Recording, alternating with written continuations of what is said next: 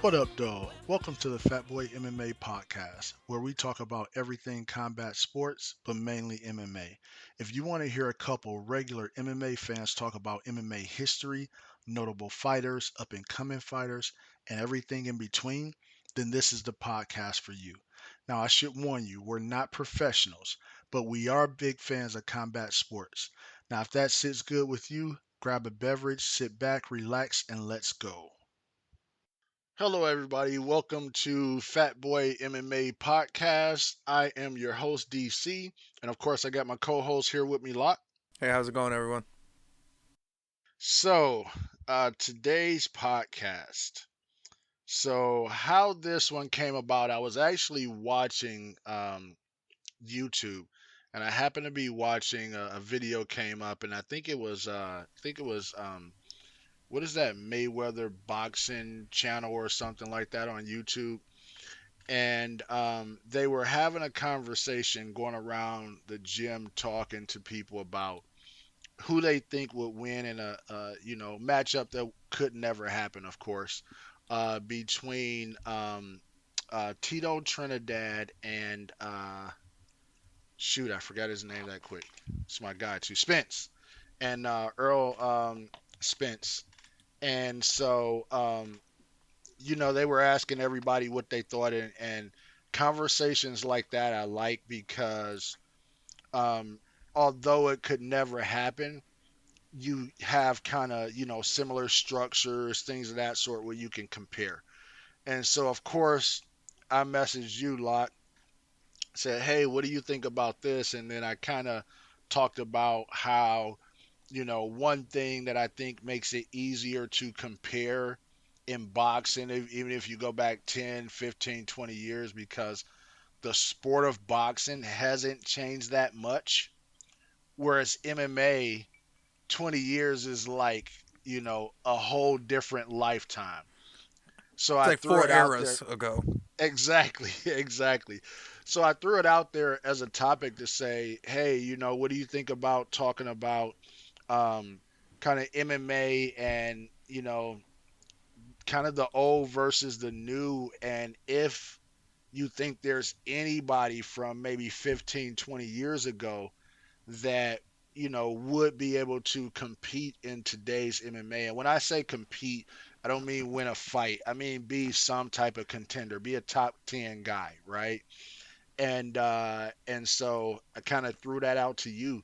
So I'll actually let you kick it off because I didn't even get your kind of your thoughts about it in general. So I'll let you kick it off with your thoughts, and see if we came up with any of the same conclusions.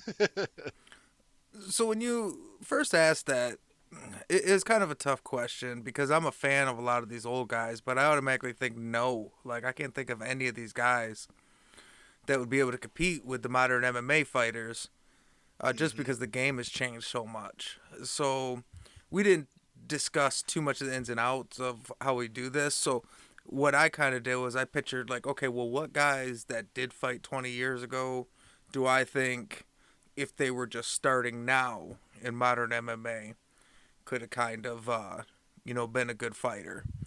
And hmm it was still pretty slim pickings. hmm Um, but yeah, I mean, I think I came up with a couple. I mean, you want me to just kind of dive into who I think or what? Well, let me go into my thoughts first, and then I'll pass it back over to you to dive into who you think. So similar to you, I couldn't think of anybody, but then I thought of one person, which I'll once you go, I'll put this person out there. But I thought of one person, the only person that I looked at that I felt like could compete. Now, because I really didn't come up with anybody either, I also came up with a few other guys for something, but a different direction than what you went. I said, well, if we take it to some of the guys that were fighting or, kind of was starting to hit their peak around 15 years ago, but you don't think of them as really a guy that was fighting. Well, let me back up. When I think about what I mentioned to you, I'm not thinking about a guy that just started his career 15 or 20 years ago, right? First fight or something like that. I'm thinking about a guy that had some kind of name or was making some kind of name. They were in some type of big organization, Pride, UFC, or something like that 15 or 20 years ago. So what I ended up doing was coming up with a couple people that were close to that 15 range. And then I want to explain kind of who I think is the newer version of those guys. So that's what I have. I'll shoot it back over to you.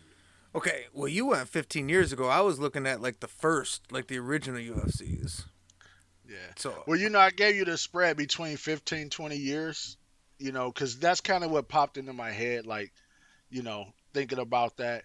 And I did give you that. It's in a text message. So you don't say I didn't. We have text message proof. like, I like that you assume that like I read well and like I comprehend stuff. Like you, I'm not saying that you didn't text that to me. I'm just saying, come on. Like I just read stuff and know what it means. Well, No, but this is good though, because we're gonna have two different lists for two different reasons, so it covers a lot. yeah. Um, so I was looking at like the old school, like the original guys, Hmm. and any of them that could, and I think all of them would get blown out. Even like the guys that are great, like Hoist Gracie. I think his Hmm. style, he would never adjust to a striking style like good enough to Right. get him through a fight against somebody that wants to, because he doesn't have the wrestling pedigree either to drag people down. So Hmm. even guys like that, they wouldn't be able to compete at all. Yeah. I don't think. One guy that I kind of thought is Chemo Leopold. Yeah. Big dude. And the reason I thought that is because he did go on to have a career. He fought until like 2006 or whatever. And, he had a Hmm. pretty shitty. Well, he was losing like Wes Sims and stuff like that. Hmm. But that was at the tail end of his fighting career. You know what I mean? He had fought in like UFC 3. And then now, he was fighting like 13 years later or whatever. But I think his body type, he was like 6'3", 235, which is I think is around that perfect size for a heavyweight where they're not too big. Like natural 240. Yeah, and he held his weight really well. You wouldn't look at him and say he was ripped, but he was a very muscular dude. So it's like he held the weight well, and not to mention, he carried a 6,000 pound cross to the cage. So Yeah, that's not easy. yeah, 6,000 pounds, and then for the whole match. Well, and he's a jiu-jitsu black belt. Hmm. Grappling goes a long way. You can't make up for that mat time, but he's got some kind of a striking background like karate or something like that. Um, Hmm. but I think when you look at like the Hoist Gracie match, like he basically lost that match because Hoist held him by his ponytail for like Hmm. 25 minutes. That's not in the modern skill set, you know? Yeah.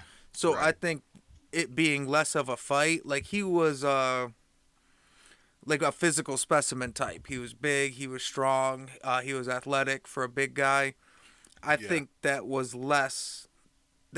less back then than it would nowadays. Yeah, especially because back then, a good point that you made on the timing, everything was timed very different. And I think it's also the reason why a Hoist Gracie was able to, play his game, so to speak, back then, and why that wouldn't work today. It's literally a very different, it's almost a different sport, with that, that, like you said, 25 minute, I think at one point, 15 minute, first round and everything like that. That's a very different sport, especially when you're talking about some of the big guys. Yeah. And and nowadays in a UFC heavyweight division where you still like Overeem could come in and knock out two dudes and get a title shot. Yeah, absolutely. You're like no Absolutely. hesitation. And if he had started earlier, if MMA had been what it was and he could have spent a career in MMA, I also think Pat Smith it could have been a very very good. Pat Smith. I am not familiar with Pat Smith. So he was kind of a big dude. He was like a kickboxer. So he's one of these guys Okay. that's got like 300 kickboxing matches and 40 boxing matches and I just looked him up. Yeah, I've seen him before, but I don't think I've ever seen. Well, I don't remember his fights. Like, I don't remember him. I can't say that I've never seen a fight of his, but I definitely don't remember it. Wow, that's crazy. He was actually fighting in his last fight was in 2016. First fight was in 1993. That's crazy. so Speaking of which, I just noticed that what's his name? Shoot, name is on the tip of my tongue. He beat Tyron over in Strike Force. Um, KO Tyron over in Strike Force. You know who I'm talking about. Uh, Hold on one second. Now I gotta look him up. Listen, now I'm the the one that's bad everybody with wants to names. know You're now. We're all supposed to know waiting on this the tip stuff. of our tongue. Uh, you're supposed to know this stuff. I am terrible with names. Everybody knows this by now. Yeah, that is true. But I was never a big Tyron Woodley fan though, so I'm the wrong Hmm. one to ask. So I don't know a bunch about his career. So I'm just trying to think of old Strike Force guys. Like I don't know, like Gegard or Merquat, Nate the Nate Great. Marquardt. Yeah, Yeah, he's actually back fighting. He came. I didn't know he came back and had a fight back in August, but he got another fight lined up already, and he took like 4 years off or something. I didn't think he was coming back, but yeah, it's crazy. But anywho, but yeah. So those are the two I came up with. I was thinking Pat Smith and Chemo Leopold, both because they're big guys, you know, and big athletic mhm. guys can go pretty far in MMA nowadays. So the only person that I came up with from back in the day that I feel like can compete today is also a heavyweight. No surprise there because the great thing about heavyweight is if you got a really good punch and you can keep it on the feet, you can knock a lot of guys out. But a prime Tim Sylvia. So Tim Sylvia was in the UFC. I think his first UFC fight was like 2002 or something like that. So he would have been at 19 years, right? But a lot of people don't remember how dangerous a prime Tim Sylvia was. Now, yes, he was stiff, especially compared to today's MMA fighters. But his style, the fact that he can wrestle, the fact that he could sprawl, and when he was in shape and in his prime, he was a very dangerous man. And, even guys that had a lot of agility had a lot of problems with him. Like, Frank Mir back in the day was a very agile guy. Um, Arlovsky has always been a move around kind of fast heavyweight, right? And Tim Sylvia gave these guys all the problems that they could handle. And I think his size and range, he was what, 6'8". That's still a big guy in the heavyweight division today. And I said I was going to mention people that I think are somewhat similar today. I think the 2.0 version of him is Derek Lewis, right?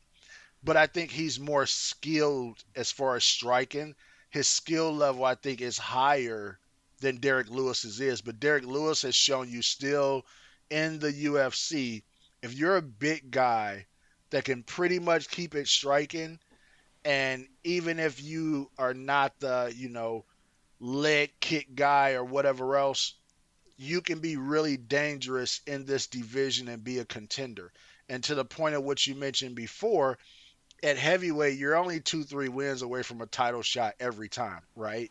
So I think Tim Sylvia is the only person that I saw that fit the criteria that I think truly would be able to compete. A prime Tim Sylvia would be able to compete in today's heavyweight UFC. What are your thoughts on that one?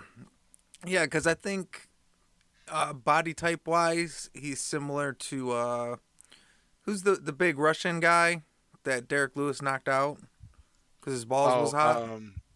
yeah. Shoot. I don't remember his name, but I know who you're talking about. So body type is kind of similar to him. And he's a little gumpy, but still effective with a striker. Kind of that Keith Jardine awkward striking, where it Mm-hmm. looks awkward Yep. but it's effective. Yep. So I could definitely see that. And Tim Sylvia is a guy that people sleep on.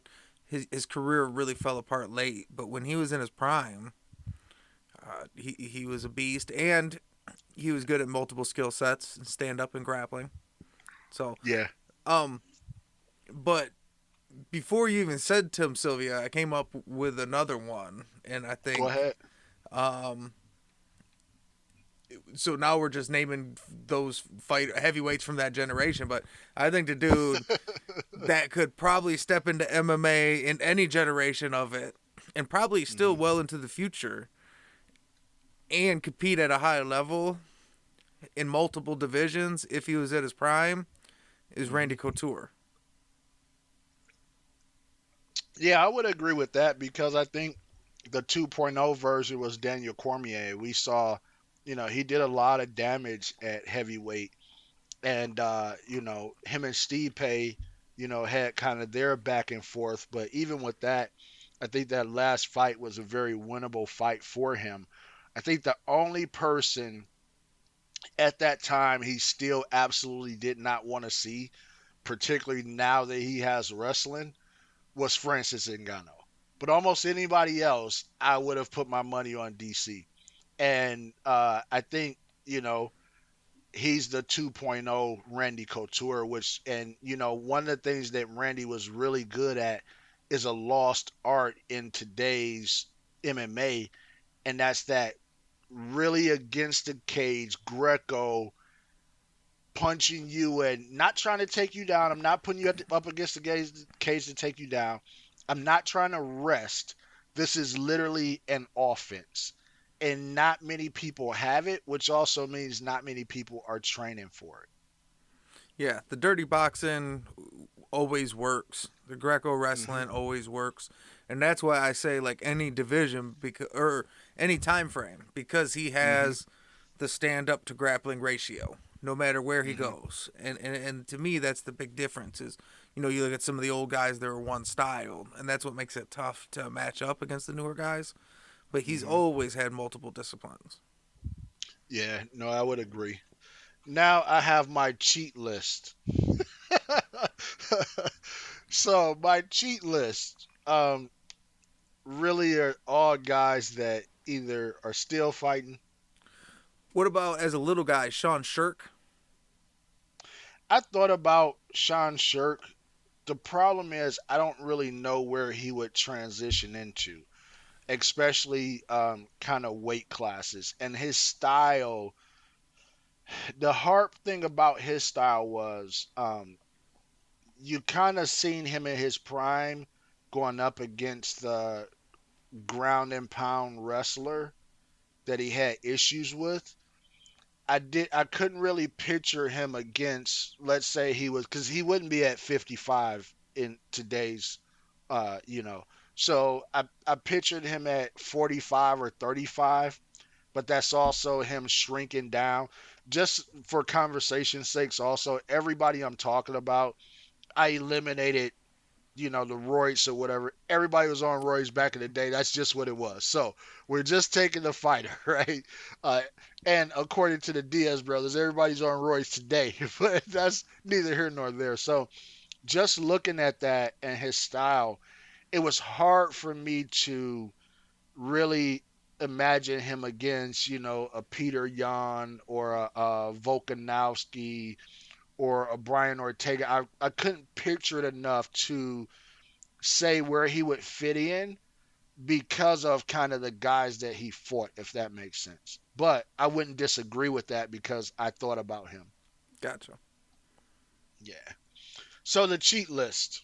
These are guys that, kind of was right around that 15-year mark where they kind of got their start in the UFC, so they got to the big stage. But I called it a cheat list because all of those guys were, kind of really fighting until recently, and some even fighting right now. And so, of course, I have the great Anderson Silva. So he started UFC in 2006, so that would have put him 14 years ago. He was already fighting, but once again, I'm talking about guys that really were in like big promotions 15, 20 years ago, and he didn't get there until 2006. Of course, the 2.0 version of him being Israel Adesanya. And even if we look at that fight against him and Israel Adesanya, this is a, old, beat up Anderson Silva, and you still saw the glimpses of greatness. He's nowhere near what he used to be. But if I'm looking at a prime Anderson Silva, I think Adesanya is showing that a really precision striker is still very dangerous to most guys at the 185-pound division. So we have him. I have GSP. GSP came to the UFC in 2004. So he made it, you know, under the 15-year mark. So, and with him, I see the 2.0 version of him being Gilbert Burns. The reason why I say that is even though you think of Gilbert Burns as a jiu-jitsu guy, when you look at this new Gilbert Burns, he's a striker with timed wrestling, especially if you look at how he fought Tyron Woodley. The reason why that's important, I was one of those people that felt like GSP would not be able to beat a Tyron Woodley when Tyron was in his prime, and he had the title, and I wanted to see that fight. But the way Gilbert Burns fought him, if you look at that fight, he looked just like a GSP. I hadn't seen that great of a mix between striking and time takedowns before, you know, since watching a GSP. So yeah, uh, Burns has the jujitsu and everything, but nowadays he really doesn't use it. He's a striker wrestler. You know what I mean? And then the final person, Frankie Edgar, came to the UFC in 2007. So that would put him at what, 13 years, something like that. And the closest person I would say to Frankie in his prime is TJ Dillashaw. And the only reason why I say that it was because he was mostly speed and footwork, and he was very undersized for 55. The problem is, if I brought back a prime Frankie Edgar, I wouldn't bring him back at 55. I would bring him back at 45 in today's UFC. And I think that he Maybe could even cause some 35. damage. I thought about 35 too, but once you get to 35, the problem is it eliminates some of his speed, Hmm. right? Because I don't think he's as fast as a Dillashaw. Good call. So it's like right in between that, 55, 35. But those are the people and the reasons why I came up with them. The newer versions that I think you can look at and see a 2.0 to say, okay, this type of style can still work if you have the right person with this style. What are your thoughts on those? I mean, yeah, I agree. All those guys are, would still compete in the modern level. I actually think that I think it's crazy. Most of the guys you listed, I don't think are the 2.0 version. I think they're like the point 0.5 version. Well, this is why they have to be the Gilbert 2.0 Burns is version. like GSP, but not like the better GSP, like the shitty GSP. This is why they are the 2.0 version because of the level that they're at in today's MMA. Yeah, yeah. You Adesanya's know, like you a got to look at that. That means something. Adesanya's like a purple belt in jiu-jitsu. Listen, Adesanya in today's MMA, his striking is top notch. Yeah. And what he's able to do right now is, I mean, we haven't seen that since Anderson Silva. Right, but Anderson Silva was able to back that up with a legit jiu-jitsu black belt. Just saying. Um, you say he's Anderson Silva 2.0. I say he's Anderson Silva without the grappling. Okay, so how about this? How about we just change that I whole hope this name podcast and don't blow up because listen, Israel Adesanya is going to beat me listen, up. listen. We'll just make it the person in today's MMA I think has the most similar skill set. How Oh, about that? okay. Just saying. That's So just yeah. disrespectful to Anderson Silva's black belt, and I think coming from a jiu-jitsu guy, I'm disappointed in you. I'm gonna tell you what's funny about Anderson Silva. So if anybody doesn't know yet, which anybody that has listened to this knows, Anderson Silva is still my all-time favorite fighter. But my heart was broken recently, and I don't think we've talked about it on this podcast. But I was watching a episode. It's a guy that does has a YouTube channel. It has gained a lot of popularity in the last few years called More Plates, More Dates, right? And he was talking to Faraz Sahabi, and they were talking about why the fight didn't happen between GSP and Anderson Silva. And they started talking about a lot of stuff. And then they started somehow that conversation also went into performance enhancing drugs. And Faraz Sahabi was teetering the line as to whether he thought Anderson Silva was on drugs back in the day or not. Now, I don't know anything about performance enhancing drugs other than the names. If I see it or anything like that, or like how certain things have street names, but the real name is different, I wouldn't know anything about it. So they went back to Me he either. told Wink, wink.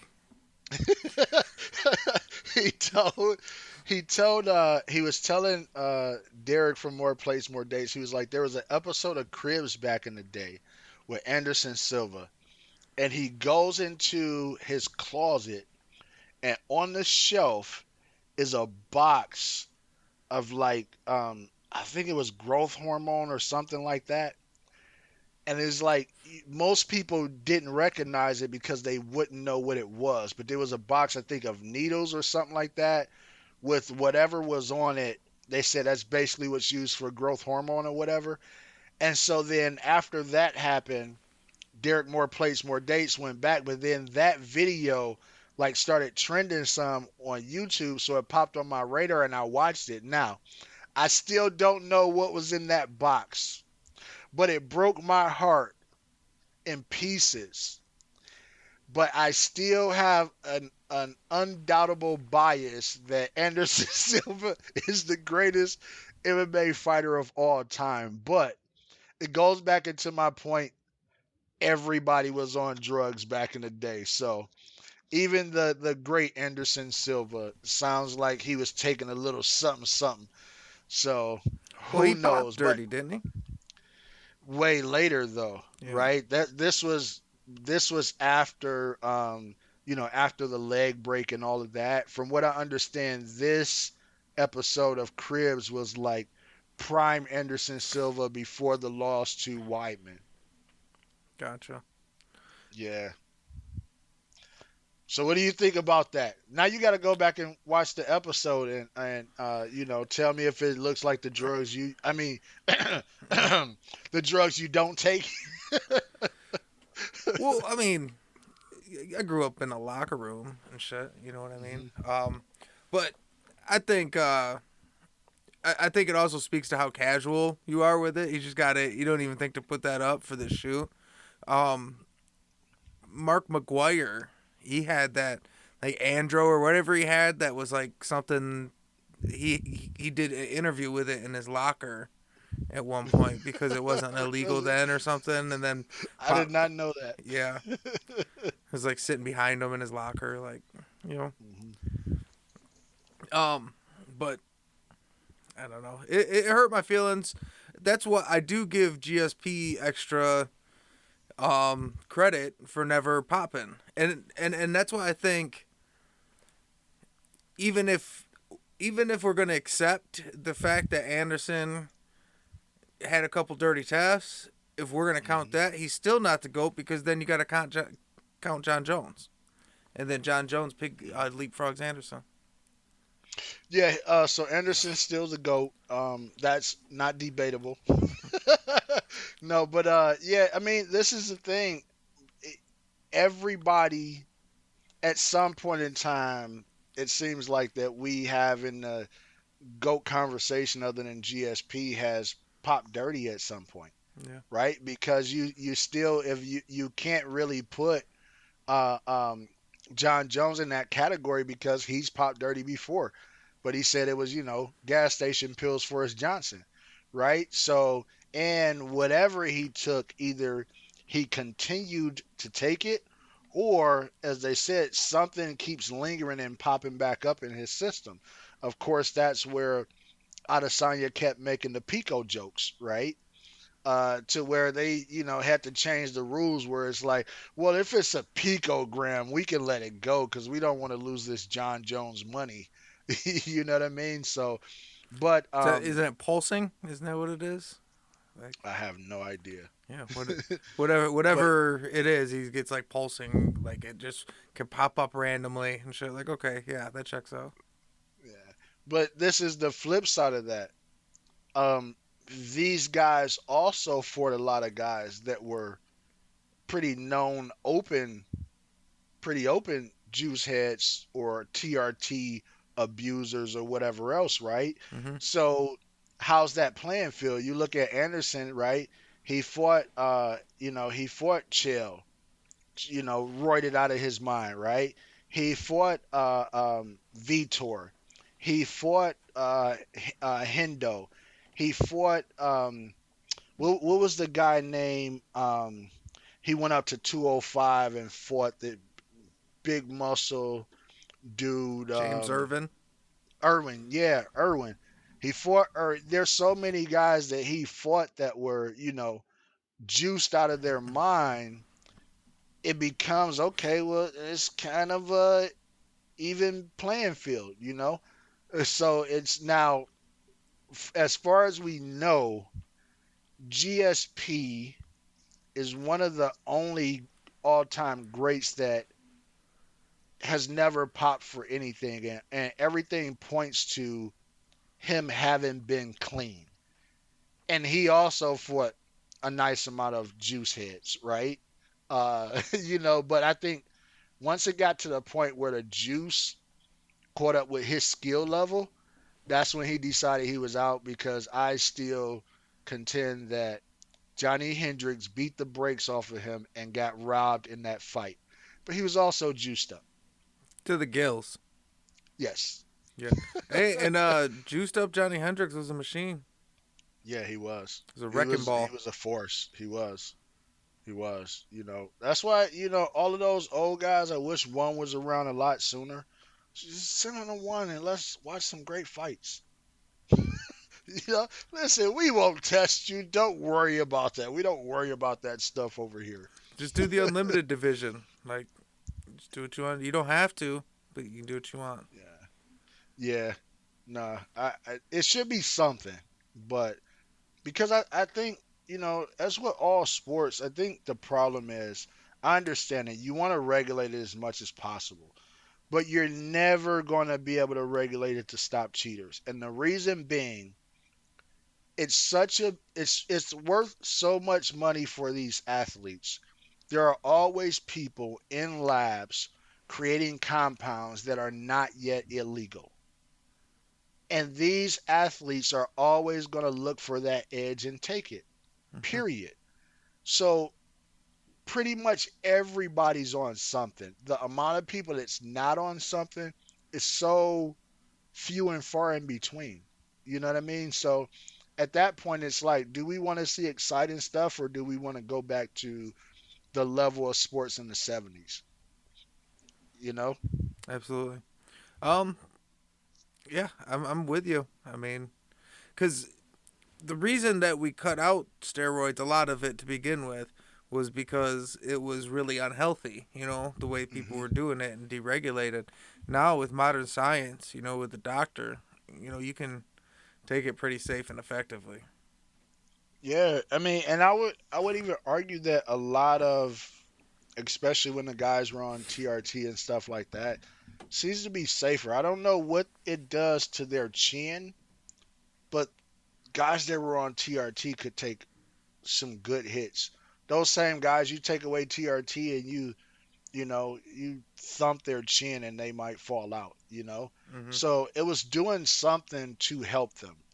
And most of those guys, I'm pretty sure, as their career ends, they're on something now to be normal and regulate. But, as we know, getting hit in the head a lot diminishes testosterone.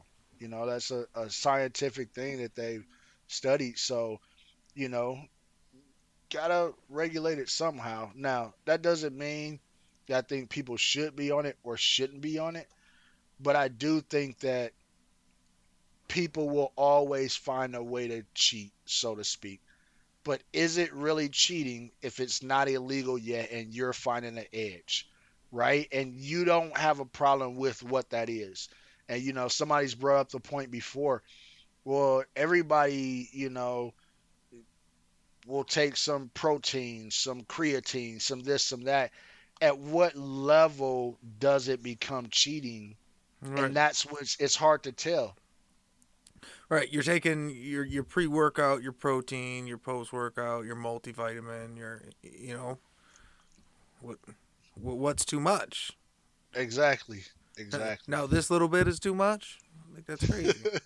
Then you This go new into now compound. you go into your the what is it, the ice chamber or whatever to cool your body at minus whatever degrees, and then go soak in a float tank. But then now you take this Right. little extra little piece of hormone, and now you're the bad guy. Right. Or even something that's not drug related. Back in the day, all the boxers that, used to go up to the mountains and stuff like that to train, so that their cardio was super peak, right? And I remember what was that when the UFC? I think it was their first time going to Mexico City, and from what I understand, they have a high elevation, Very. and the people that didn't go down there early to train, or that didn't go to some mountain in the U.S. to train, had a lot of issues during that fight, and a lot of that that card, a lot of people end up gassing, right? So did the people that went to elevation, were they cheating? You know what I mean? There's all these things. Now, once again, I don't know the line. I'm just throwing it out there that there's always going to be people looking to get an edge because there's too much money in sports. 100%. It's like your boy Tito said, if you ain't cheating, you ain't trying. You ain't cheating, you ain't trying. So, anything else on the old versus new? I I'm at that age. I'm an old man now, so I'm the guy that always roots for the old, but I'm also smart enough to know that the new always wins. It's the way shit goes. Yeah, yeah. Especially too, like you mentioned, when you go back to as far as like the Hoist Gracie days and a lot of those guys, it's literally like not even the same sport. It's that different. Where it would be too brutal. Even bringing some of those guys back against other old men that are more well rounded, we can see how brutal that can be because it's happened. It's like, no, don't do that again. It's like World War I, where you still had these countries that had these old school dudes with big hats and feathers on horses, and they're trying to cavalry charge machine gun nests. Guess what they learned? Can't cavalry charge a machine gun nest, man. Doesn't you work. got a you got a M16. They got a Yeah. musket. Go way back Civil War. Hold on, when I reload, I got a great shot. Hoist Gracie's the cavalry. Kamara Usman's the machine gun nest. That's hilarious. All right. Anything else before I wrap it up? Nah, that's about it, man. Like I said, I always root for the old school, but the new always gets them, man. Yeah, I think this one definitely. I don't think that this is anywhere near having that same conversation with boxers. There's a lot of old school boxers that I think could compete today, but MMA, nah. So that wraps it up, everybody. It's been another episode of the Fat Boy MMA podcast. Thank you very much. Come back again. That wraps up another Fat Boy MMA podcast. If you have a topic for us, please email us at fatboymma55@gmail.com or reach out to us on social media by going to links.fatboymma.com. That's links.fatboymma.com. Thank you for listening.